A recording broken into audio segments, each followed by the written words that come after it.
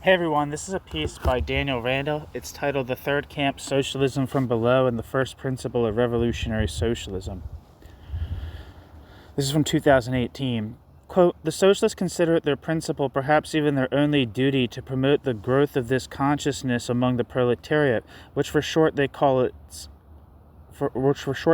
class consciousness. The whole success of the socialist movement is measured for them in terms of the growth in class consciousness of the proletariat. Everything that helps this growth they see as useful to their cause. Everything that slows it down is harmful, end quote. George Plekhanov.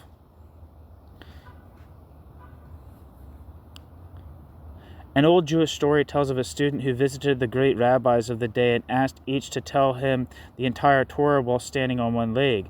All dismissed him, insisting that the task was impossible, except for Rabbi Hillel, who said, quote, do not do unto others that which is hateful to you, end quote. That is the whole Torah. All the rest is commentary. Now go and study, end quote. With all the necessary qualifications about the differences between a religious text and a necessarily materialist and critical politics, might it be possible to distill revolutionary socialism down in a similar way?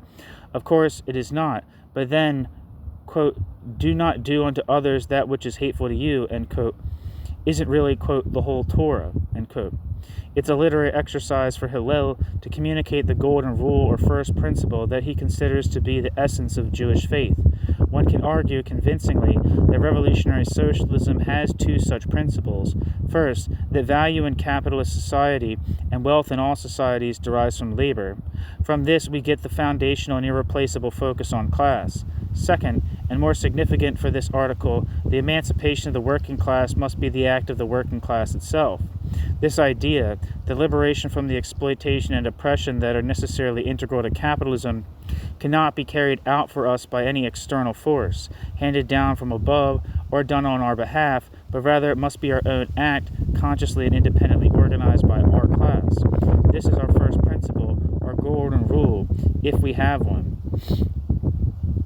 It is this golden rule that underpins the two related but distinct concepts this article explores, the third camp and socialism from below.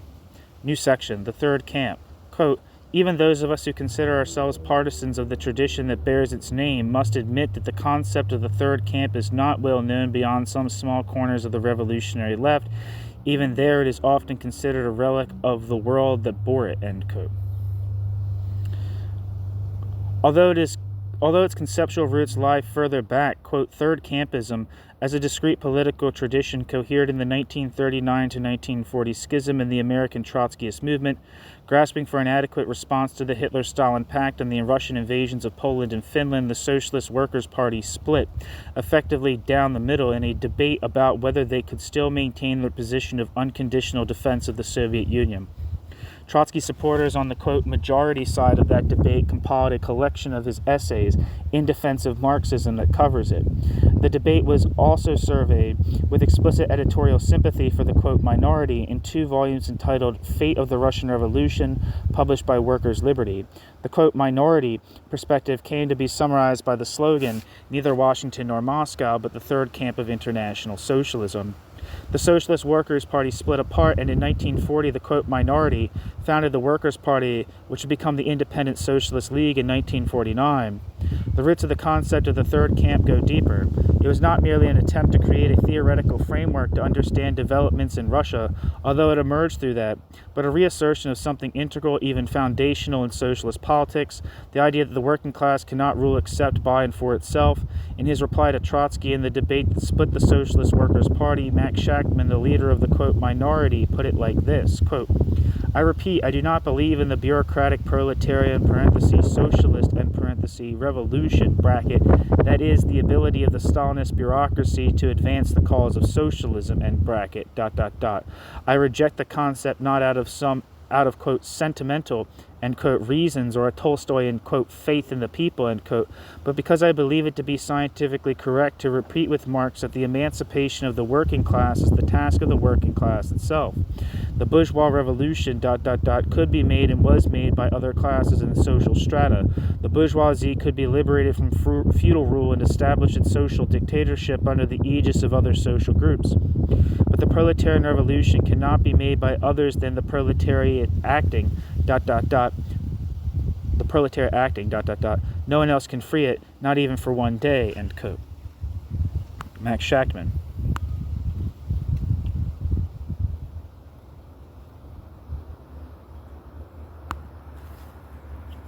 Shachtman's conclusions represented a form of return to first principles. In 1853, Marx and Engels, both of whom emphasized that democratic forms are necessary to working-class rule, had referred to the revolutionary potential of burgeoning working-class movements as a, quote, sixth power in Europe, end quote, which could, quote, assert its supremacy over the whole of the five so-called, quote, great powers, end quote. Footnote: Karl Marx and Friedrich Engels, extracts from the New York Tribune on the Crimean War, published in Blackstock and Hoselitz's edited volume, The Russian Menace to Europe, published in 1953. End footnote. Trotsky himself had coined the term when, in 1918, Trotsky described the revolutionary working class as an independent, quote, third camp in the 1917 February Revolution, opposed to both the first camp of, quote, all the property-owning and ruling classes, end quote, and the second camp of the, quote, compromising groups, end quote. Footnote: Trotsky, Work, Discipline, Order, Report to Moscow City Conference of the Russian Communist Party, 28th of March, 1918, from the military writings of Leon Trotsky, end footnote.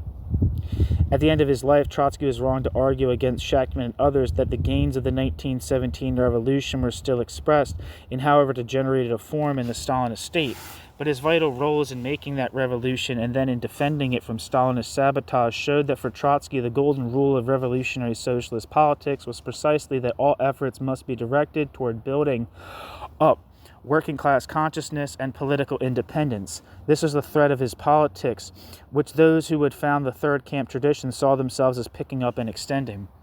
That tradition today is scattered and semi-submerged, but it contains much that could help reinvigorate and renew socialist politics and reorient a left in disarray. Footnote: Those interested in how the tradition developed and dissipated might read Peter Drucker's Max Shachtman and his left, Julius Jacobson, The Two Deaths of Max Shachtman, and interviews, articles, and recollections collated in Workers' Liberty's Symposium on the Third Camp Left. As for its semi-submersion until the Marxist Internet Archive digitized and uploaded archives of the Workers' Party / Independent Socialist League newspaper, Labor Action, in the mid-2010s, the only widely available source of writing from the 1940s first generation of the Third Camp tradition was the first volume of Fate of the Russian Revolution, published by Workers' Liberty in 1998.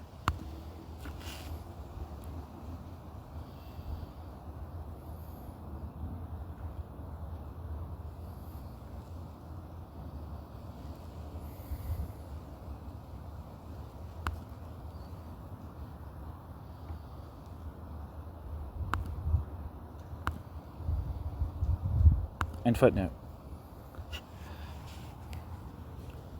Socialism from Below, new section. In 1960, Hal Draper, who emerged as one of the foremost theorists, writers, and organizers of the Third Camp tradition, and who co-founded the journal in which this article appears, wrote the pamphlet The Two Souls of Socialism. Draper argues that socialist thought throughout history can be divided between, quote, socialism from above and, quote, socialism from below, the former advocating utopian elitist conspiracies or statist dictatorship to deliver socialism to the masses, and the latter advocating the masses' self-activity and self-organization. Draper described working-class self-emancipation as the, quote, first principle, end quote, of revolutionary socialism. Footnote: see Hal Draper, The Two Souls of Socialism, published in New Politics, 1966. End footnote. As a literary device, the concept of socialism from below is useful, but to extrapolate from these three words a, quote, way of doing politics, end quote, as Dan Swain called socialism from below in a June 2015 article for RS21, republished by New Politics, obscures more than it clarifies. Footnote: see Dan Swain's Socialism from Below, published in New Politics. And footnote. The diffuse, loosely networked social movements of the past decade, the Tahrir Square uprising in Egypt, the Spanish, quote, indignados, the global Occupy movements, caught many leftist imaginations, seeming to express a potential new grassroots politics from below that was brushed aside which was brushing aside the old orthodoxies and stage structures of parties and unions. Footnote. See, for example, Wheeler and Lunge's edited volume, Occupy Everything, Reflections on Why It's Kicking Off Everywhere, published with minor compositions in 2012. End footnote. But it was in large part precisely because these movements had no adequate permanently organized structures able to impose above, at the level of politics, government, and society, the demands and aspirations generated below, that the movements dissipated, or as in the case of the Arab Spring, were effectively confiscated by reactionary movements that were organized above. We require, in other words, a comprehensive perspective for working class power from below and above. To achieve that, our class needs its own political organizations, democratic revolutionary parties, an overemphasis on socialism from below as the summarizing concept of revolutionary politics can lead, and in Draper's case perhaps did lead, to de-emphasizing the vital necessity of permanent political organization. The idea of socialism from below can serve us as a literary device, but only if it is part of a more thoroughgoing, independent working class politics. From my understanding, the Alliance for Workers' Liberty is a little bit prejudiced in favor of Max Shachtman and the early Workers' Party and Independent Socialist League versus that of Hal Draper. That is at least the impression I get. Not that they don't value Hal Draper or they dislike Hal Draper, but they think this right here expresses, this is a critique of Hal Draper, and I've picked up on similar sentiments from other parts of British third camp Trotskyism. Anyway, back to the text. New section. The left in disarray, the long retreat from the first principle. Footnote. See Sean McGomna's The Left in Disarray, published with Workers' Liberty Books in 2017, which explores the historical trends described in this section in more detail.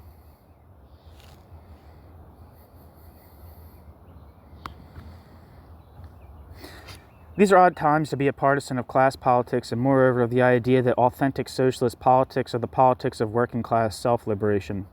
The economic crisis of 2008 shook the immense mystique that neoliberal free market capitalism had built up in the minds of millions, and the consequences and sequels of that crisis are still working themselves through.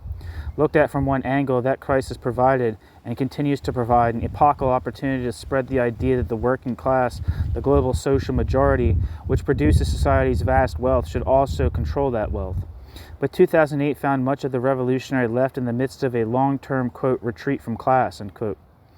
That was the phrase used by the Marxist writer and historian Ellen Masons Wood in her 1986 book, The Retreat from Class, A New True Socialism.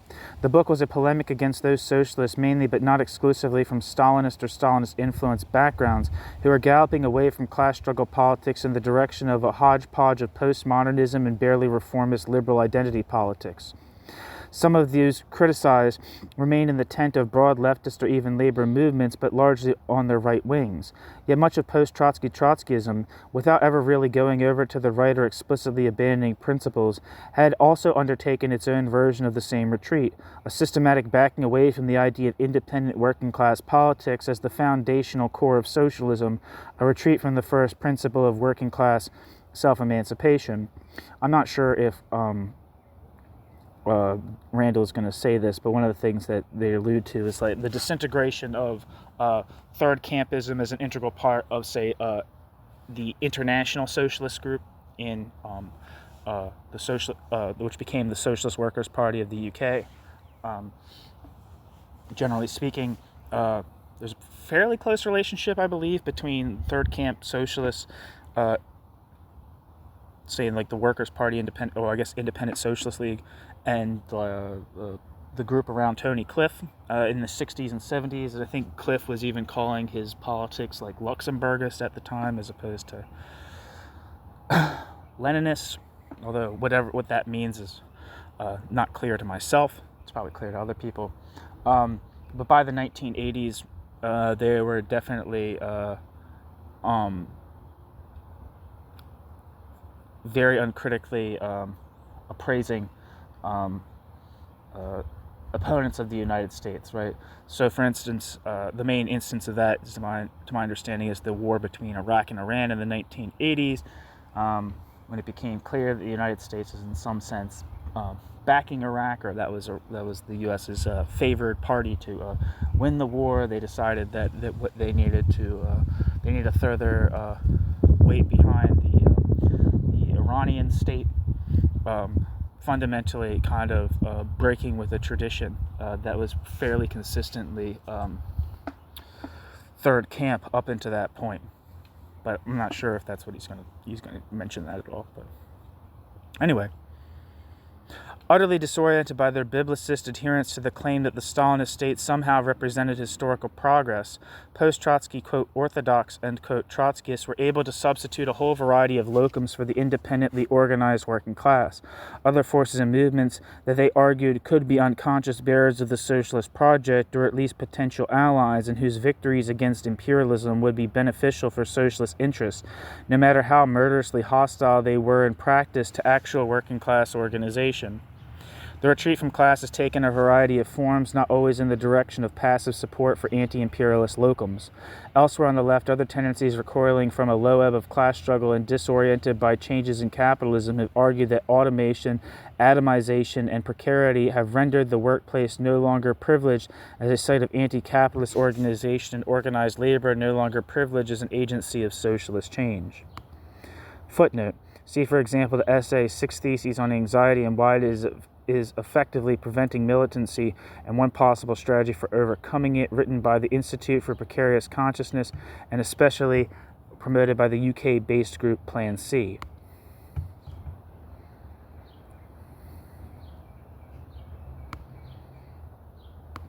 And footnote. Some eco-socialists responding to climate crisis have also argued that there is no longer any privileged agent of socialist transformation, nor any privileged role to be played by the international proletariat. Footnote. See Joel Covell, The Enemy of Nature, published in 2007. And footnote. These arguments deserve a hearing. The socialist movement is not a religion, and no ideas should be sacred in left thought. If the two golden rules for revolutionary socialism proposed at the beginning of this article no longer stand up to reality, they should be amended and reshaped or ditched entirely, and our politics should be reassessed. If it is no longer the case that labor creates wealth, giving the working class a privileged position as an agent of revolutionary social change, we should indeed move to some kind of post-class politics, but the evidence does not suggest this. Far from disappearing from the historical stage, the wage-working proletariat is expanding. It has become the biggest single class only recently. Capitalist globalization has led to the creation of vast new working classes, and with them new labor movements throughout the world, in South Korea, in Brazil, in India, in Mexico, in Nigeria, and elsewhere.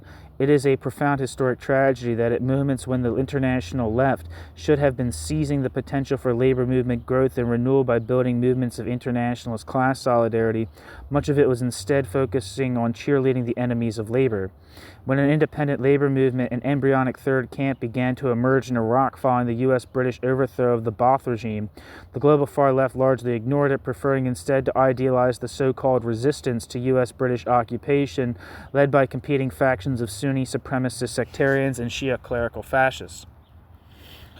There are certainly challenges inherent in attempting to reverse the retreat from class. Independent labor organization is still weak throughout much of the world. Neoliberal ideology has sunk deep in increasingly global roots that organized socialists must struggle to confront. Debates about tactics, strategies, and forms of organization are all vital. But is there anything objective material in today's world which suggests that socialist politics must reassess its foundational principles, that class is central, and that our politics must be one of working class self-emancipation? The evidence suggests not. In returning to class, we can learn much by discovering the theorizing and practice of those socialist traditions that have, at times of upheaval and crisis on the left, cleaved to the idea that the only consistent socialism is socialism as working class self-liberation. New section, renewing the third camp. reasserting the first principle. It might seem odd to look to a semi-submerged historical tradition shaped in and by a different world as a source for contemporary socialist renewal, but the third camp tradition as it developed was not the product of some obscure quibble over the theoretical characterization of a particular state. Rather, it was an effort to reorient the revolutionary socialist movement, undertaken by activists who could see clearly how Stalinism was deracinating, distorting, and destroying socialist politics. In attempting to renew socialism as a politics of working-class self-emancipation, the third campus emphasized both aspects: independent working-class self-activity and organization, and emancipation and freedom. Kicking back against the bureaucratic statism, top-down command structures, and enforced monolithic ideological homogeneity the Stalinism had made hegemonic in left politics, both as models for the, quote, socialist society and the cultures of organizations aspiring to build it, the third campus sought to reconnect socialism with its libertarian core. What does it mean, then, to aspire to the renewal of the third camp tradition today? It certainly does not mean adopting a religious attitude to tradition, claiming some unbroken chain of political doctrine from Marx and Engels through Lenin and Trotsky to Shachtman and Draper. Neither does it mean excluding all that is valuable in working-class socialist traditions outside this genealogy.